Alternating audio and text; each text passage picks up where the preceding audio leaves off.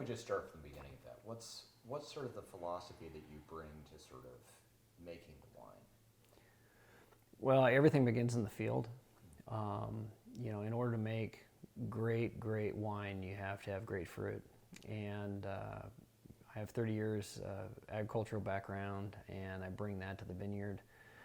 In the vineyard pretty much every day for a number of hours, and it really gets down to almost looking at every plant individually, at least at some point in time during the week, and watching it from bud break through bloom, through veraison, which is your color change, and your fruit set, and monitoring irrigation almost to an hourly basis. And that's what it takes to really make quality fruit. And so that's where it all starts. And so that's our goal, is to make the best fruit possible. And then once it gets to our winemaker, then they have something quality to work with in order to make that great wine.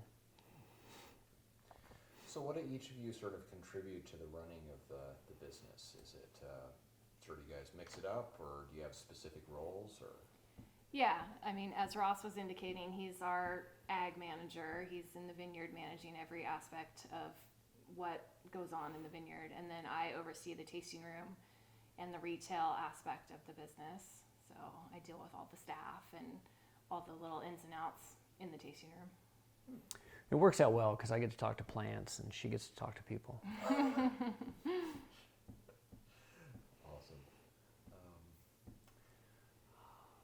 Let's see. What else? Do you see yourself sort of doing this for sort of the rest of your life, or is this something that you would want to keep doing for a number of years to maybe establish it and then sell it off, or do something else with that? Well, I don't know. I don't see selling it off necessarily as something that we would look at. The future is the future, and it's hard to guess what's coming down the pipe in regards to what's in the future. But I think our goal is to build Two Hawk and its wine quality up to be one of the best, if not the best, in Southern Oregon, and one of the best in the state of Oregon, and do everything we can as a wine producer to help put Southern Oregon on the map and get people to come see us. I see Two Hawk as being our forever future. We'll always be directly involved in it, but we also want to start a side career of making Corona commercials. So, we anticipate building up a staff level that can handle the business in our absence, but we'll always be, directly involved. All right.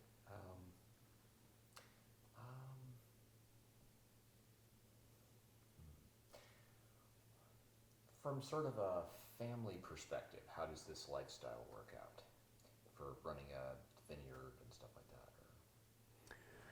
I think it has its challenges, just from the time requirement, especially now with the young vines and that type of thing. I've got to spend a tremendous amount of time in the field, building the business on the retail side for Jen, and I'll let her tell you all about that. I know it has its trials and tribulations, as well as, and also can become a pretty serious time sponge.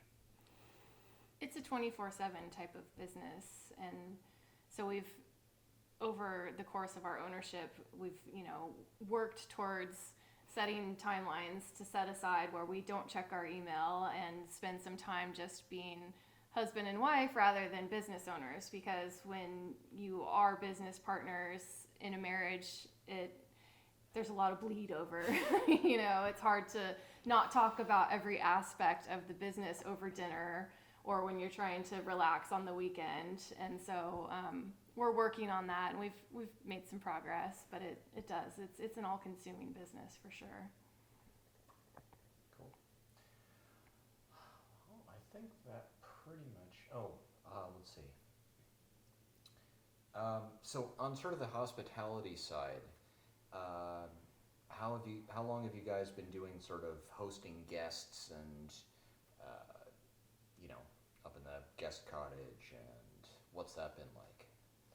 We don't do that as part of the winery Oh, necessarily. okay, all right. So That's cool.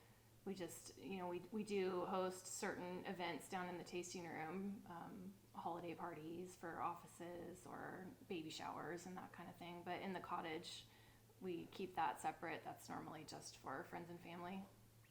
Okay, no problem. Special guests. Yeah.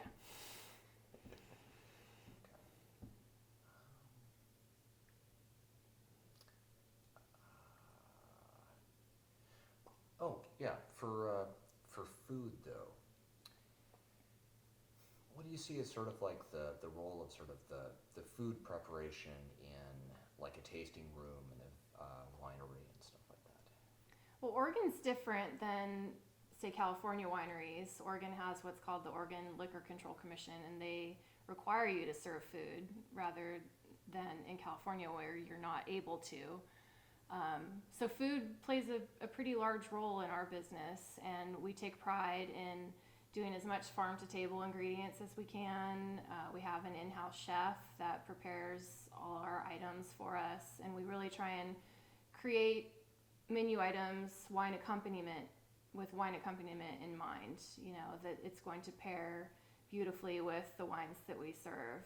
So while we are required to serve food, we want to serve the best wine-friendly food possible.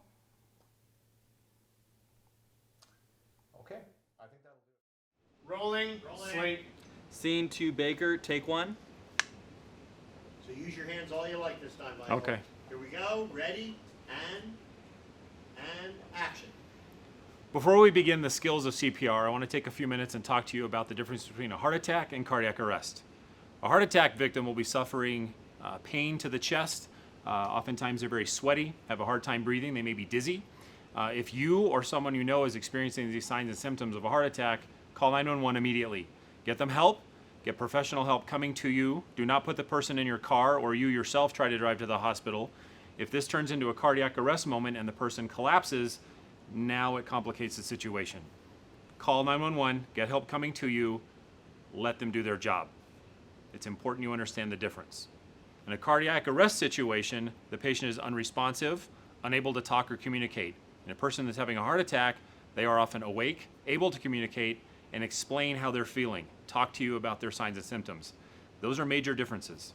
We don't do CPR on a person having a heart attack, we do CPR on a person having a cardiac arrest. Cut.